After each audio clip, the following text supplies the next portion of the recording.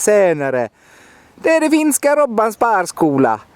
Idag ska vi fixa den stora julgroggen. Kapten Morgan och prima svenska julmust. Tomt glas. Nu jävlar. När det är jul, då spär man på lite extra. Oj. Så, lite till. Satana. Ja. Och titta ljusen. Vackert. Där kommer finska pysen. Så, oj, akta spriten. Så. Det blir bra. Så. Vad säger man? Kiitos eller skål, god jula.